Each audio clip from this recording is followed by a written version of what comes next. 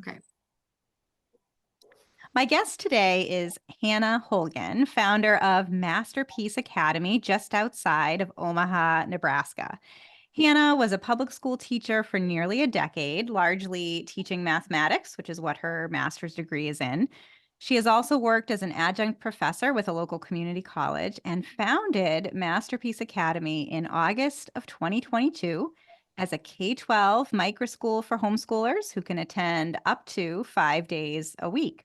I had the great pleasure of being able to visit Masterpiece Academy and meet Hannah in person when I was in Omaha recently, and I'm thrilled to have her on the podcast to share her founder story. So, Hannah Holgan, welcome to the Liberated Podcast.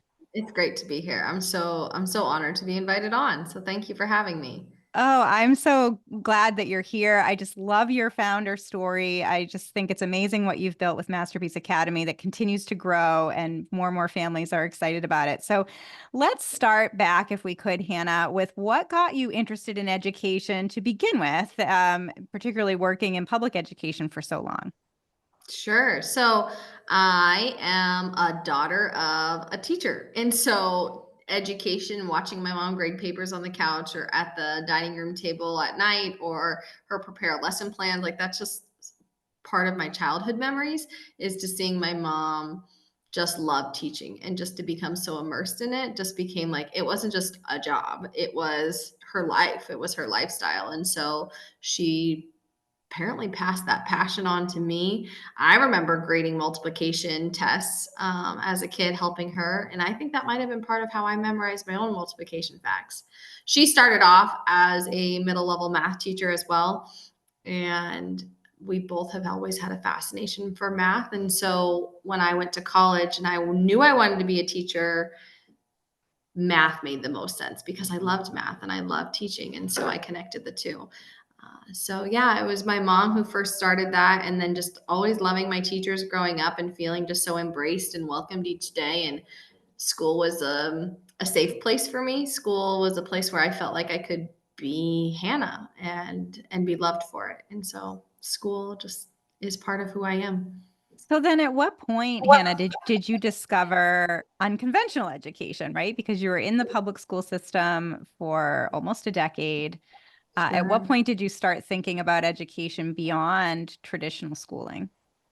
Well, I think as a mother now of three young girls, knowing that I was going to be sending my oldest off to school soon, I wanted the very best education for her because I had a great successful education story. What I was finding as culture and generational shifts, public school wasn't the best answer for her.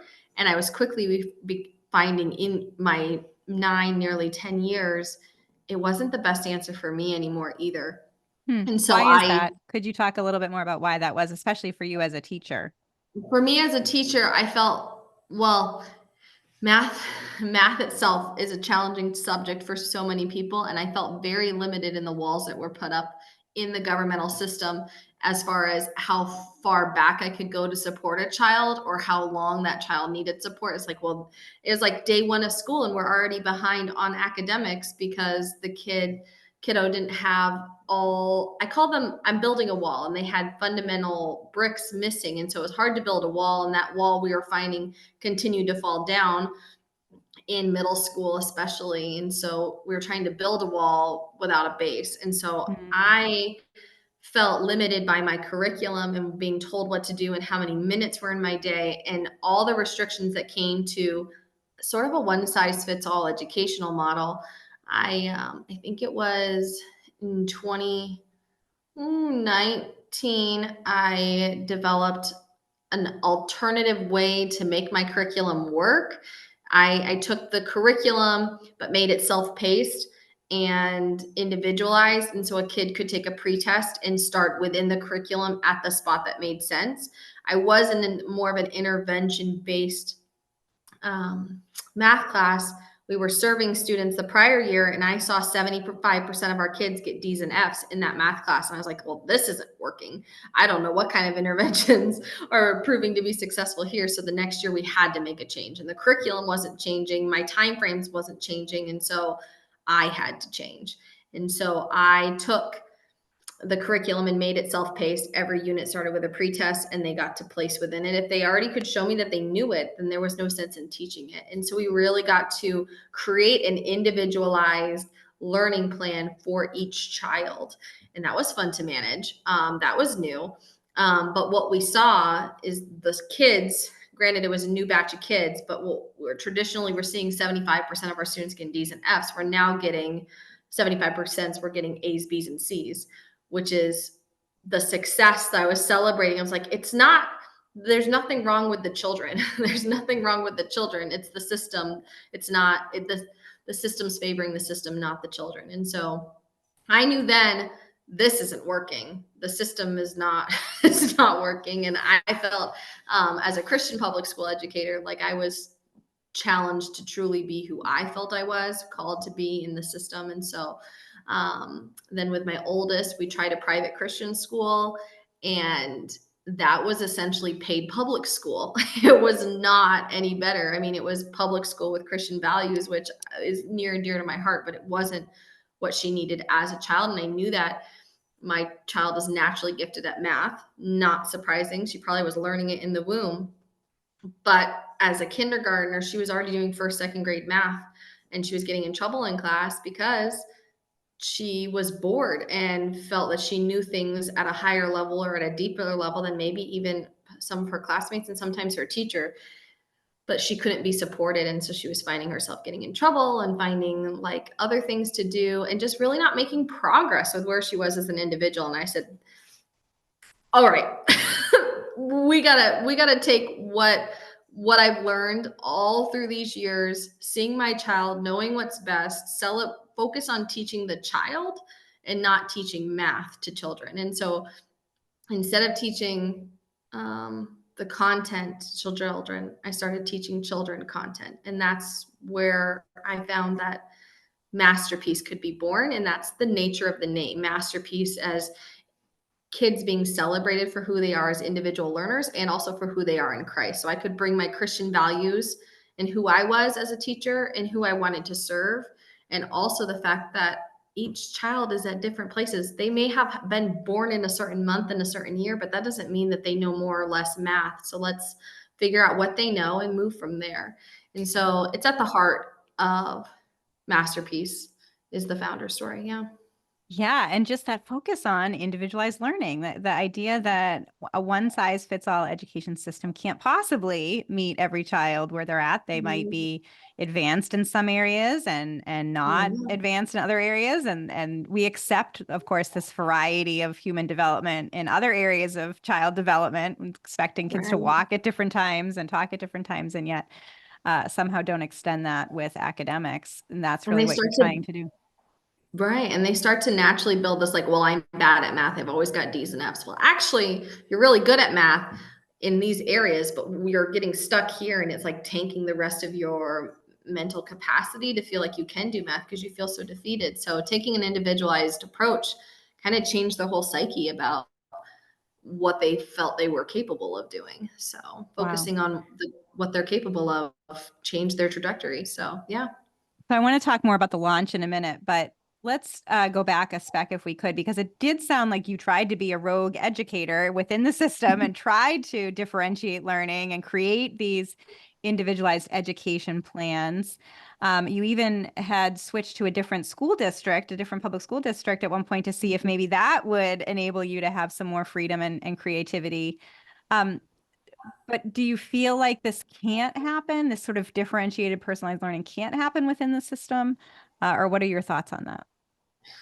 Well, I think it's fun that you called me a rogue teacher because I felt that way. But I did go rogue, but it needed large change. And so while I probably made a ripple effect, I might be a little too impatient to see the level of change I wanted to see, and I wasn't waiting around for it to happen.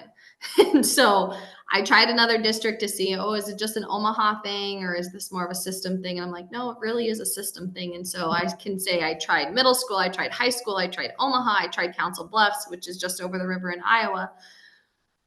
And it's just the problem with the system. And so we have to have a whole culture shift to start putting the kid first. No more, I don't know, like individualized tests isn't as important as individualized learning. And so really trying to capitalize on the fact that I really do have a problem with being patient. Like there's a problem and I want to solve it and I want to solve it now. And so I think it was October in my last year of teaching where I realized I can't, I'm, I can't wait. And I can't keep hopping schools in hopes to find it because I was burning out. And so Mm. I knew that I was called to be a teacher. God designed me to be a teacher. And so, but it didn't mean that I needed to be in the system. Education is not defined by the system. Yeah. And so that was October of 2021 that you had Yes. that Yes. realization. Where I Okay. was And like, then you, actually, I think it was before then. I mean, I had the creeping in thoughts. I think it was that summer. I was like, oh, I think I just need to just do this on my own. And then I got bogged down by, wait, is this even a thing? Is this real? Like, am I crazy? Like, can I actually help educate other people, kids, like outside of the system? But what about the law? What about like building? What about location? And then I met Mackenzie Oliver, and she's like, yes, you can. Yes, you can do all these things in your head. You're not crazy. And so when I finally had someone validate, you're not crazy, like you can do this, so go do it. It was in October. I was like, I'm doing it. It's done. And and, so it became and a very long last few months, but I committed in October. and tell us, for those who don't know who Mackenzie Oliver is, who she is and the kind of inspiration she provides. Yes. So Mackenzie Oliver has a podcast called Teacher Let Your Light Shine. And I remember, I think I must have like Google searched like micro schools and just happened upon it. And when I happened upon it, I listened to a few episodes and I was like, oh, she's doing it this and this is in Florida, like this and this is now, this is current. And I said okay, and so I scheduled a clarity call with her. I'm like, am I am I clearly on the right path? And she said yes, go for it. And so we tried to identify who am I trying to serve, and then like all these things started bubbling out of me. I'm like, oh, it's my heart of teaching, but now it's like it's own little baby, like it's my own little baby school, but we call them micro schools. And so I feel like it's my heart as an educator, my teaching philosophy right on a platter. And so I still follow. I'm in her Facebook group, Teacher Let Your Light Shine, and get to support other teachers who are where I was back in October 2022. And it's fun. And October 2021. Yep. 2021, yes, thank you. October 2021. You're right. I Yeah. was already So teaching October 2022. yeah, because you started not that long after. You launched in August of 2022. What were some of the hardest challenges that you encountered during that pre-launch phase as a startup? Well, I was like, well, where am I going to do this at? And that problem was quickly solved with one of her podcast episodes. You do it at your house. And I'm like, oh. And so that first year, 2022 to 2023, I was at my kitchen table and in what was called our playroom, but it became like our schoolroom. Uh, that was one hurdle. And then it was, well, then who am I serving? How much can I serve? I'm just one person. Like I can't, like, the system is so large and I'm not trying to recreate the system. I'm trying to do something really well now. And so I had to figure out who I could felt like I could serve well. And so I knew I needed to serve my daughter because she was going to be a first grader. So I opened up K2, but then my heart was the secondary kids. And so I actually started my first year as kindergarten through second grade and ninth through 12th grade. And I was catching kids where the system was failing. Kids were feeling like they were not destined to graduate. My very first student, her name was Olivia, and she started my very first student as a senior. And so she finished her high school year with me. And that's just such a joy. And you said you started out of your kitchen table, you told me, with two students plus one of yours. Is that right? And that just out of the gate. And then you ended that Yep, right year off the gate. with five. Yes, And correct. then obviously seeing growing demand, at what point did you know you needed to find a leased space kind of outside of your home? It was at the end of that first school year where I was like, ooh, I kind of have that proof of concept down. People are Yeah. like buying into the fact that I once thought I was crazy. So I don't blame people for thinking this is crazy because it's new. It's not crazy, but it's new. And so it's like, does this work for my family? Like, and there's lots of questions about like, well, what about accreditation? What about this? What about graduation? And so it's tackling all these familial anxieties that parents have about taking that first jump. And so when that first mom, her name's Lupe, jumped with me, oh, I was like, oh, we got something. She sees what I see, and she jumped, and word of mouth was spreading like crazy. And so it was at the end of that year where I was able to find a church. My home church, Wildwood, adopted us. Their definition of micro and my definition of micro were different, and so we did have to make a mid-year change this year to another church where we're at as Grace Baptist Church, still in Papillion, but we have their whole basement, so lots It's of room to grow. such a great location. Yeah, and I think that that's really interesting. I mean, micro schools are of course intentionally small, but not necessarily 5 kids, and you've grown Mhm. since then. So you're in this larger space, and tell us a little bit about what the enrollment looks like now and what you're expecting going into the 2024-25 academic year. Yeah, it's great.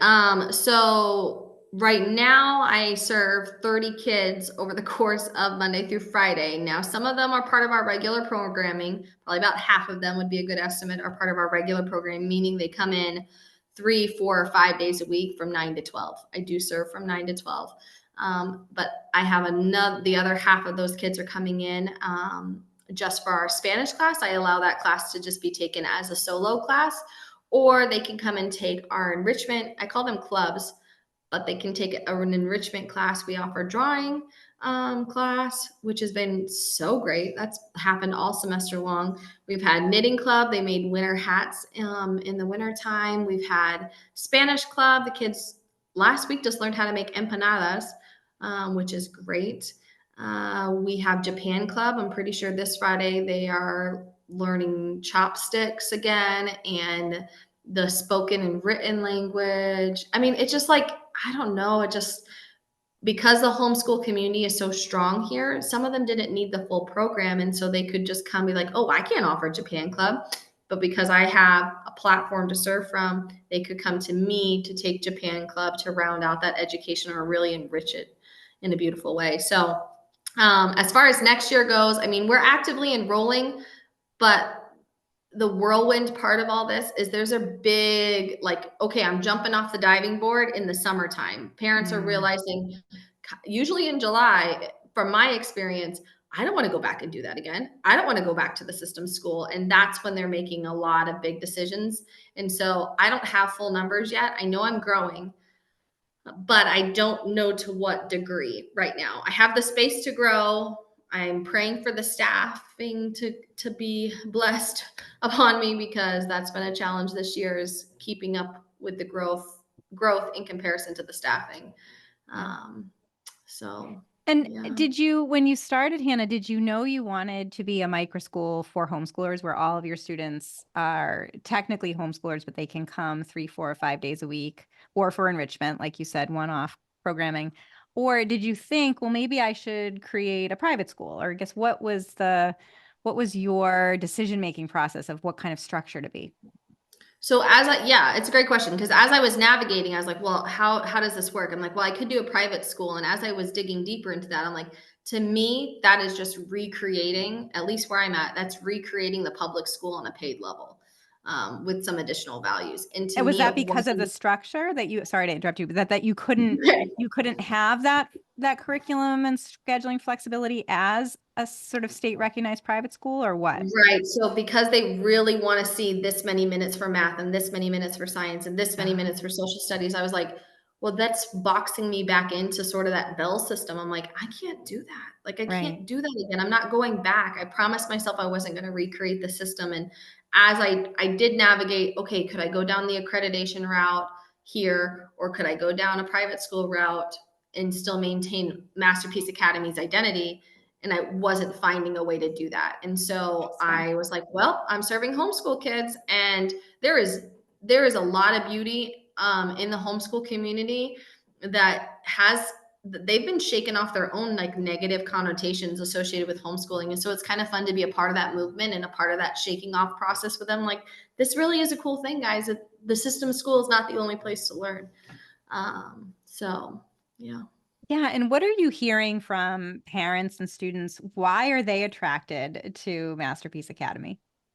Well, I know for Lupe, the first mom, so her oldest daughter completed her senior year with me, and then her son currently attends with me, but she talks about the individualized attention. She loves the fact that her child is seen. And that was a big part of Olivia, the young lady's problem, was that she felt invisible in her school. And so when she came to me, she felt seen and felt heard, and could really flourish as a learner where she was once behind on credits in sort of an individualized environment. She was able to not only catch up, but graduate on time, per se. And now with Adrian, he's a freshman. In our town, high school students can take free community college classes, and so he's actually already on working towards his associates. And so she Wow, loves Lupe loves that her kids get individualized attention, but also that they can really have the environment to thrive, not just survive. In addition to that, I have a number of families who feel like their kids can be safe as Christians in school, safe from persecution, safe from um, other ideologies that don't match with their values, because our value system is very different than the public schools. Um, I know that we have a lot of no tolerances with bullying and just interactions with one another. What I have to try and teach some families is just because we're a Christian microschool doesn't mean we are immune to some of these problems that we might face. It just means that we'll solve them differently, and we're going to solve them at the heart level versus just at the surface level. And so I know all of my kids really, really well, and the relationships with those parents are strong too. And so it's just kind of a family per se. I love it. So, one of the characteristics of microschools is that they tend to be mixed age and Mhm. welcoming kind of a wide range of students in this small environment. And you're K to 12. So, a question I often hear from folks is, well, how does that work? How do you do sort of differentiated learning when you've got first graders and 12th graders in the same space? Yeah, well, it's a great question again because that was one of the ones I tackled. Like, how do I serve all these kids really well? And the great part is that the curriculum doesn't necessarily need to dictate the learning necessarily. Like, I get to use my professional expertise and experience to really navigate these things. I use Gather Round Homeschool, and use their licensing to help make sure that kids are learning at the level that's appropriate. So what's fun about our unit study approach, right now we're studying North American birds, and it's so fun because it's mating season, and the birds are everywhere. But we get to have, so it's the same input, I call it. I teach the same lesson to all learners, but their output expectations are different. And so my young man who's in fourth grade, Jack, may be writing paragraphs or answering questions that are prompted, whereas my middle schoolers and high schoolers may have to dig deeper, may have to do research, may have to answer in a paragraph. When we're doing essays, the expectation for the younger students is that they become an expert on a specific bird, where my high schoolers have to research a bird related topic. One of them, one of my high schoolers is researching like effects to bird habitats, and someone else is looking at the laws related to birds and their protection. And so we're seeing a lot of variability, but we're all still on birds. Like, we're all still together. Mhm. My youngest ones are practicing writing sentences and writing paragraphs, but it's all still on the context of birds. I love leveraging technology when I can, using it to support us and seeing how technology can be a tool, not really this device that is like a time warp for social media and other things, because kids easily fall into those traps, but that there's resources out there that can allow for that individualized, personalized learning. We use reading eggs and math seeds to personalize it for the younger students. But then with my background in math, I use all sorts of things for the older that they get. And sometimes I use nothing, I just use myself. But we're just navigating through their learning pathways in the way that serves them best. Some kids start off on technology and realize, I don't really want to do that. I'd rather use um, a different means, textbook or otherwise. And we can flip, because that's the nature of what we're allowed to do in this flexible environment. And so between unit studies and just really getting to know our kids, we can flex through. I had a kiddo starting, they He was at the, oh no, it was young lady, Kaylin, started at the upper elementary workbook. And then halfway through the year, she shifted to the middle school book because she was ready. Hmm. And we have that flexibility. We didn't need to wait till August. The month of the calendar doesn't dictate changes we need to make for the best betterment of our children. So Love that. I make mid-year changes all the time. Good. And that's the way it should be, right? That we should just be responsive to where kids are. And if they're accelerating, move them up, keep them challenged, keep them Yeah. progressing. So, Hannah, you're about 2 years into your founder journey, running a microschool. What has it been like for you as an educator? Freeing. Oh my goodness. I feel like a free, like felt like I was like a caged bird. And then the door opened and I am out and I am flying, I'm soaring. And it just is, it's so freeing to be able to do education the way that I dreamed it could be. I don't know. And I didn't even necessarily know, like coming out of college, that this was my dream. But after seeing it, seeing what it was not, um, I just feel like I get to just love teaching again. It's May, and I have some kids that are disappointed that the last day of school is on Friday. And it's like, I have kids like with chains cutting at in public schools. Like, when is this over? When can I get out of here? But for us, it's like, it's a joyful place to be. Um, so that for me, I get to love what I do, and I get to see kids love learning again, which is a joy. I sometimes people ask me like, who's your favorite teacher or who inspired you to be my teacher? And my mom is always like one of those first ones, right? But there was a different teacher who is one of those teachers that led me into teaching, but not for the right reasons. They were like, "Oh, who's that favorite teacher that you love?" Like every current teacher has that favorite teacher, but I have the teacher where I was like, I got to go do this so I can do it better. And that's how Mm. I kind of feel like I went to public school and I learned how I can do it better, how education can really look, and how I can really adopt an environment where kids can thrive and not be sort of oppressed in some ways. But that's how I felt about my seventh grade math teacher. I felt pushed down. So, And you have three children. I know, is it two of your oldest that are in Masterpiece Academy with you at the yeah. moment? Your other one Yes, is too yes. little. And now But you did ask me the challenges on that first year launching. I did get pregnant, and I was like, "Wait a minute, what a minute! Like, how am I supposed to launch a school and have a newborn at the same Mm, time?" Well, because I was home, I was able to navigate both. It was mm. interesting, but we did it. And how are you finding Masterpiece Academy for your own kids? They love it. One is super disappointed that school's ending. One's ready for summer and not needing to wake up. But she's never been to anything else. This Yeah. is all she's ever known for school. So I think she's ready. Um, but otherwise, I mean, it's been a joy.